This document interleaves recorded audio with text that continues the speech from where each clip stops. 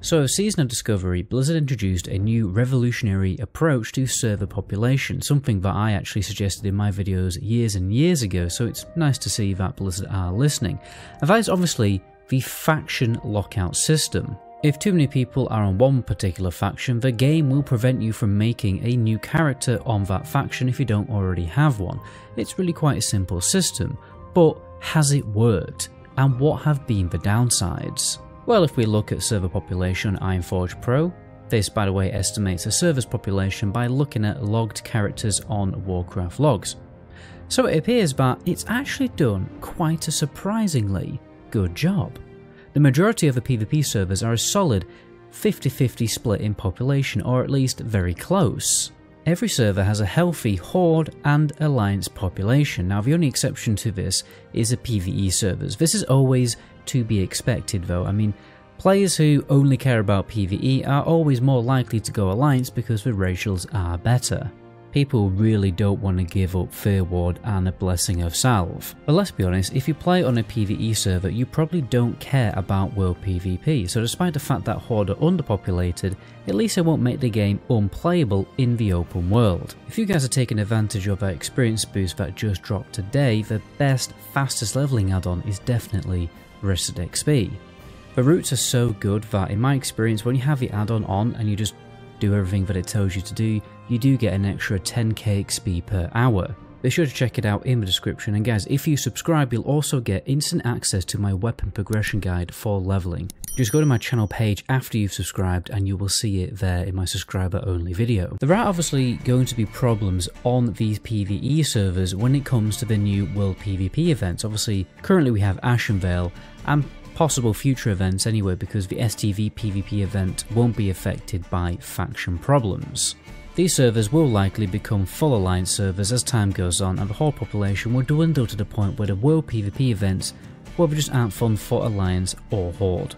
In the future they could actually just become unplayable. Unfortunately, I'm honestly not sure anything can be done about it. PvE servers will always be dominated by Alliance no matter what you do. Blizzard would have to rebalance and change racials to make any significant change, but realistically I don't think anyone wants that to happen.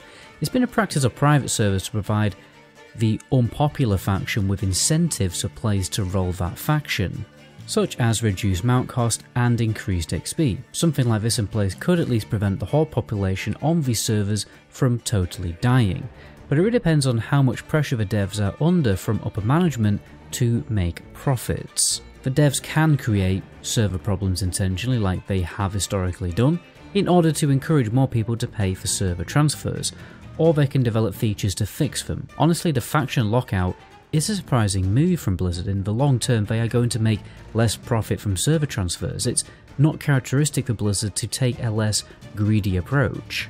Maybe they are finally seeing the sense in making a high quality product to keep players invested, to therefore keep paying that sub fee, because in my humble opinion that would make more profit in the long term for a company. But Blizzard have always taken a very greedy approach to their business model, especially since the Activision takeover. They have a get-rich-quick mindset rather than thinking for long-term stability. I mean, why do you think there have been so many mass layoffs in the companies over the past 5 years? As we know from interviewing a game master, the whole office in Versailles in France was shut down despite the fact that the company made profit that year.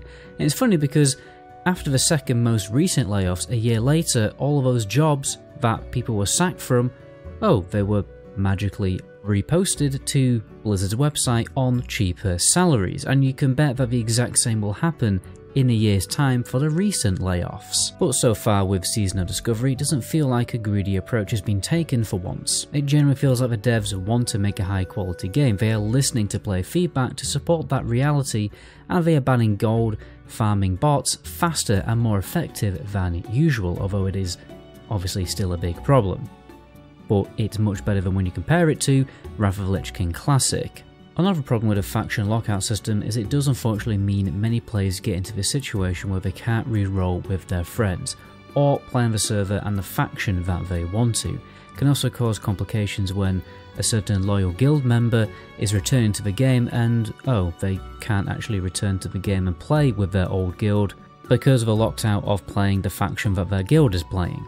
I understand that it can be very frustrating, it restricts people greatly. But when you look at how good the faction balance currently is, it's hard not to say that the needs of the many outweigh the needs of the few. It's very important for the vanilla version of a game especially to have a strong and balanced faction population.